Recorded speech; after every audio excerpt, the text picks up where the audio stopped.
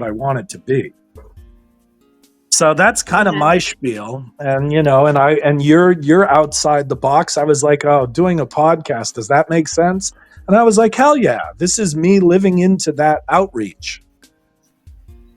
Yeah, this is you adapting to a new era, social media, like those kind of things that you say, like if you are not on Instagram or if you don't have even your web page, it's like, okay, you need to put yourself out instead of being like an old fashioned that you just display your book and you find a published company and that's it. Now it's like marketing. Exactly.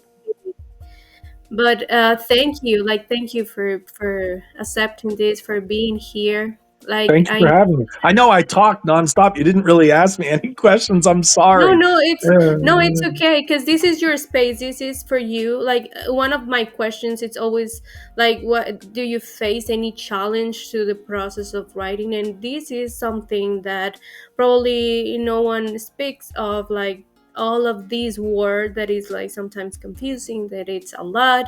That you have your own ideas and you want to show those ideas to the readers, now to the listeners, like to show you as you are, not like an AI thing. And Right. for me, that's like something to defend. And that's why we ended with this podcast to show our public that there's authors that they want to speak about their challenges, about their processes of writing. Why my question was like, this is like a play, it's not like just a book, because it's another way to transmit like your way to write, like Correct. based on a performance, not like in a book. At the end, Right. it's gonna end probably in a movie, in a performance, in a play. Well, from your But lips to God's ears. I'd love to have a producer produce it, but it all yeah, came out of a book. And, the words matter. But it seems like, my humble opinion, it used to be that the art salons, you could just hang out with a bunch of writers and somebody would end up saying, oh, I'll publish your book. And it does not feel that way to me anymore. It's not that linear. It's the playing field is very different than how I was raised to read. You went to bookstores are struggling to sell books. So people sell books online, but that means you have to have a social network, you know. yeah. So it's Now just online, it's the whole market, right? It's like yeah. a huge competition. Not just go to the bookstore and buy the book. It's like you can find it online, Yeah. and it's easier. Well, and in But Amazon, you pay for ads to get your book to become more popular so that people can see it. That's a whole new world. That's not, you used to, you buy the book, you walk in, is the cover art beautiful at the table? Is it placed at the front of the store? You get, you socialize, you meet somebody who's, famous, and oh, will they talk about your book? I mean, that stuff still exists, but now it's also 100 other things. So yeah, yeah, it adds more like a struggle to, you make your book on the stage now, on the top, yeah. on the world of all the writers and authors of a lot of books. But for me, this is your safe place. Feel free to say what you want to say. Like for me, I want to know first a little bit about you. Um like what was the first thing that you thought when you start writing? How do you begin in your journey as a writer? My father, as a good parent, finds the time when you're a little child and you're laying in bed, and he was amazing at it. And he would come home from work every day and read Lord of the Rings, Narnia, C.S. Lewis. But not just that, he was Alice in Wonderland. Uh, but also like The Cricket in Times Square was one of my favorite books as a small kid from rural Maine. The concept of New York City was this big, unimaginable place. And then the cricket, in Times Square, it's this little creature in this big glowing, crazy place. And then fast forward, I'm 21 years old. I moved to New York to attend NYU and go to theater and writing school. And I'm the cricket, And that's what writing ultimately is, an expression of living. And across all the planet, we need more art. We need more writing. And that's where I'll loop back very quickly. We need writers to connect with each other and lift each other and elevate each other, because it's so easy to get buried in your own head. And I'm somebody, when you think back to junior high, and did you only sit at the lunch table with the nerds, or did you also go sit at the table with the jocks and the theater kids and the goth kids or the anime kids? And I have always been one of those people who break just my entire life. I always wanted to break down those barriers between people, because there's something to learn from each of those people. And that's what I write about. That's what my books are about. It's sci-fi. I describe it as one of my generation's favorite movies. But I describe my 8 books that are complete as The Breakfast Club meets Star Wars. So if you've ever seen The Breakfast Club, and then everyone's pretty much seen Star Wars, it's real life high school meets universal, silliness. Like I always joke, if aliens ever landed on Earth, we better all hope they're nice, because we wouldn't stand a chance. The Independence Day movies are hysterical. The concept that we could fight off aliens if they were hostile and came to Earth is a fiction, because we can't even get along amongst ourselves. So, so this is sort of a play on the concept. My books are a play on the concept that if aliens came here, how would we interact with them as high school students? So how would the lunch table, what would the lunch table look like, It's gonna be crazy. I'm just imagining all those scenarios in that breakfast, and it's good humor. Yeah, go ahead. No, I was just going to say it's good humor, right? Like humans are silly, and we should all get, it sounds cheesy and trite. We should all get along, but at the same time, we deserve to, as artists, we have to treat each other with respect, but also push each other to create. The business is real. The business of writing is real. You cannot avoid it. Or you just write in the privacy of your own home and keep it for yourself. And there's no shame in that. But if you want it out in the world, then you got to deal with what's in the world. Yeah, that's true. And another questions, you mentioned some of the books. Can you name the books that you work on it? Like those? Yeah, no, the series is called Empire of Light. And the first book is called Union. Now you're going to make me, you got me. I have them right here. It's not a problem, but now you've called me out for, can I name all the titles of my books one after the other? Hold on a second. They're right in front of me. No, it's okay. No, It's no, okay. good for There's you. a Good lot, for you. right? Yeah, well, there's 8 of them. I was shocked that it was like a 8 titles, so that's why I asked, because No. You have to understand, this started during COVID. So I've written my whole life, but there was something about COVID, while brutal, you're locked in to your own, sort of world all at once. But at the same time, it was freeing for me, because I just wrote, I'm blanking on his name at the moment, but the idea is an incredible. People have asked me, how did you write all that? And the answer is, you just write, right? You have to do it. If you write 2 hours a day, I have a sign taped to my wall that has a dollar bill taped to it, and it says 365 pages a year is a book.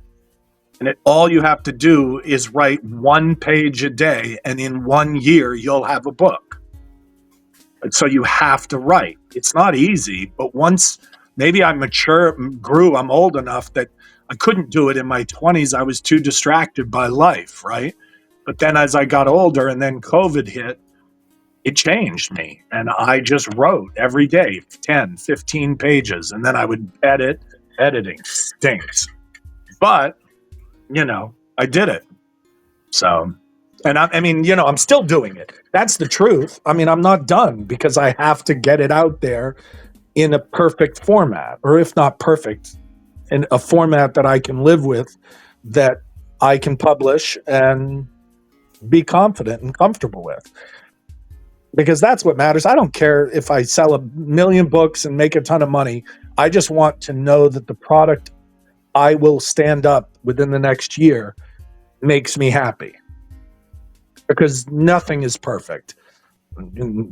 Hemingway, none of the authors you read about, any author, Steinbeck, all of them, when you read their biographies, will be self-critical. You can't be a good writer if you're not self-critical. But hopefully not so self-critical that you tear yourself down and don't put your work out there ever. Yeah, that's true. I was also curious about your play. You mentioned that there's going to be a play on June 6th and at 8 p.m. and June 8th. Did I get that right?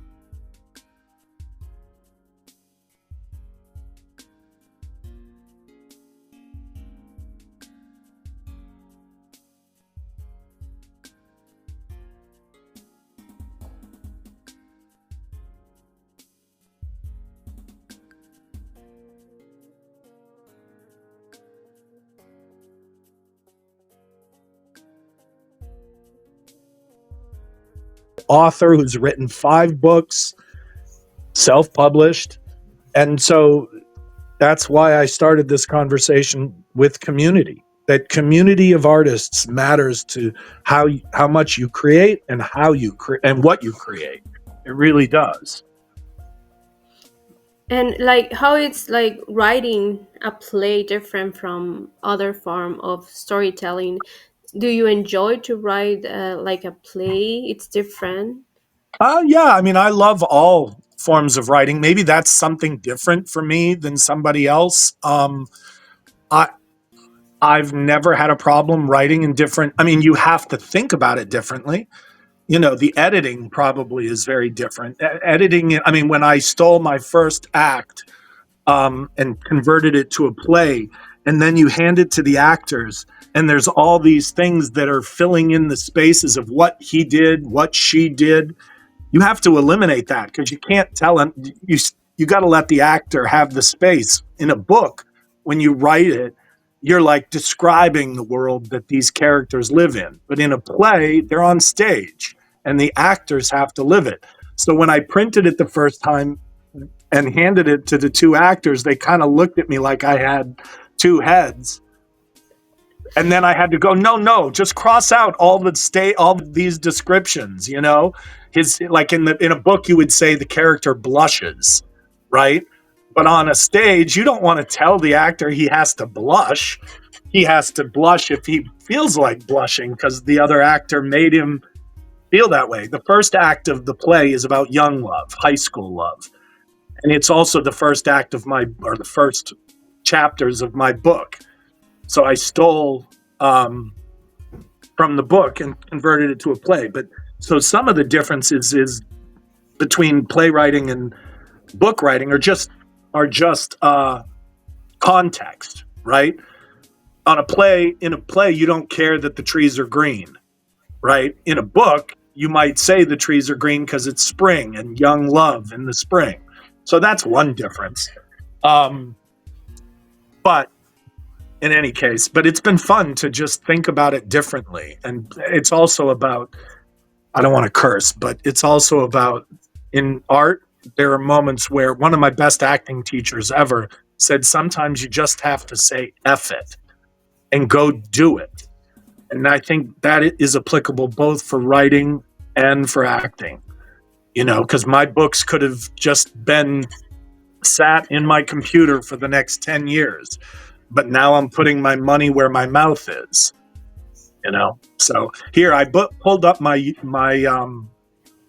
list of titles. So the title series is Empire of Light. Book 1 is called Youth.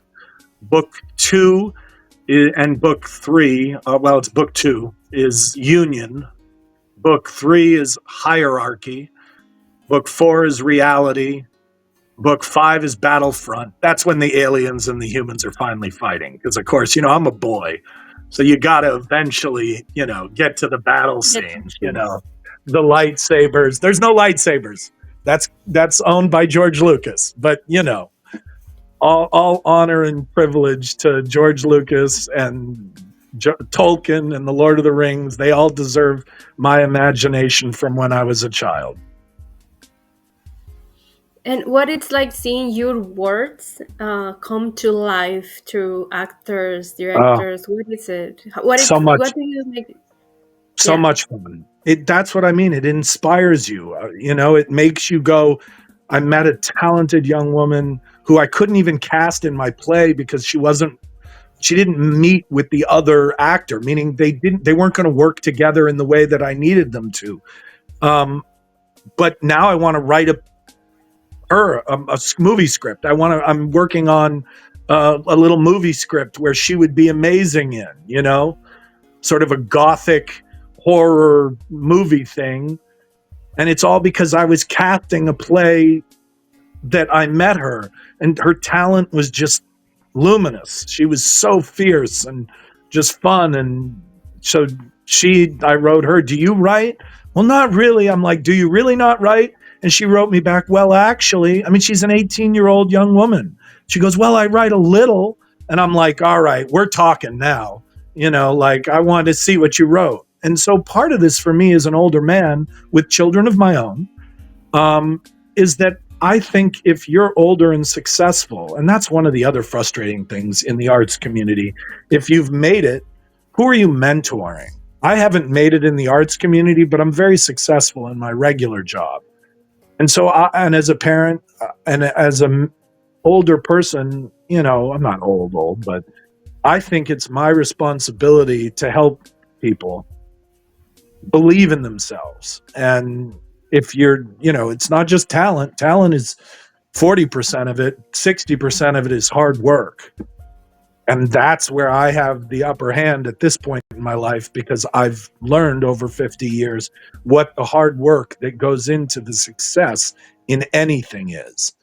I'm building a house right now, or rebuilding a house. I know construction, and building a book is the same. It really is. Like, you start at the foundation, eventually you get to editing, and then more editing and more editing. And, when you're young, you don't have necessarily the discipline to spend the time to, the first book is 28,299 words. The second book is 25,514 words. And I could go on and on because I have a silly Excel list where I do word count and keep every chapter listed. And that's not that's no part of that is creative, but it is the business of putting a book together. Right? Because they say, a sci-fi book should be in about the 30,000 range word count. Well, okay, so I didn't write my books with 30,000 words in mind. I just kept writing. But then when you think, I have 60,000 words here, well, that's not really one book. That's two books. So you take off your writer hat and you put on your analytical hat, and your business hat, and you say, okay, so now I have 2 books I've written. And then you just keep writing creatively. But at some point, that's where you say, okay, I have a business model here. Now I need to get a cover artist. And now I need to get a website, and so forth and so on. And that's where I am. That's the stage I'm at, which is take the product I've created and make it saleable. On the business side, I still am writing on my private side. It's hard. It's really hard to do both. I never could have done it when I was 20. Probably never. I couldn't have done it when I was 30. But now I'm older and I'm able to multitask in a way I wasn't when I was younger. For a young, brilliant, you write your first great novel at 20, God bless them. If somebody can do that, they're smarter than me. And get it published, that's impressive. Yeah, it's not easy, and for me it's like a very good effort. You're an example or of what we can do, like not have those expectations, or believe that we can, like sometimes you're too shy to share those kind of like writing things that you like, or probably I wrote something but I'm not sure if it's good. And if you think in that way, that just write what you feel, and that's something that is going to inspire a lot of listeners. And I have another question, like what is next for you? I know you're writing, you have a play, now you have a lot of roles in your life, but Yeah. what is next? Well, the next thing is I'm paying this artist who I met through networking to design the first 3 book covers of my book. And just today met with somebody to create a website. I don't know whether she knows about this stuff. I don't know whether it's Shopify or what it is, but to create a website that I can put the books up on and start selling them. And then I have to do the marketing, and I have to go probably go down to my local, and then you can print them. There are companies out there that print books, right? But then they want you to also buy their other services, cover design and this and that. But if those cover designs don't match then you have to make a choice, right? I'm willing to spend this much on a cover artist or not. And I'm not knocking anybody. Money matters. I get it. But so the next phase I'm at is turning these into a saleable product, and then still writing in my spare time if I have any. But there's a freedom when you start to get it out there. At some point you can let it go, right? Because one of the hard, you talked about it just a minute ago, so many people look at their writing and are self-critical and don't believe in it. And it's fair to be critical. But at some point you just have to let it go. You create it, you finish it, you say, that's the book I wrote, that's it. And you keep going, because you can always go back and rewrite it, re-edit it. It's yours. Nobody can tell you, oh, it's not your book. Right. And I think a lot of people get caught up in, I know I did when I was younger, it has to be perfect before I let anybody see it. That is debilitating to your creative output. That is the thing that bothers me the most about me in my youth, how much I wrote 2/3 of the book and stopped because it wasn't perfect. And that changed basically later, the older I got, and during COVID. I said, just finish. Forget if it's perfect. But there's an old expression, don't let the perfect be the enemy of the good. And as a writer, that was debilitating to me for much of my life. You gotta write, you have to write. But at some point you have to also say, okay, this is as good as it can be for right now. Right? The one thing none of us can change is time, the passage of time. We grow, we get older, and what I wrote last year is maybe not as good as what I'm going to write this year, but I wrote it and it's done. I put, for a writer, when they write in a movie, fini, or at the end of a book, you write the end. That's a very pleasurable 2 words, the end. Yeah, it should feel like, okay, now you're relaxed. It's the end. It's the end of a journey, right? Yes. But thank you so much, Patrick Lawton. Thank you for it. It has been a pleasure for me to having you on Authors Radio, and thank you for giving us like your perspective, all your challenges that have you faced, and for sharing your passion. And listeners, be sure to check his book,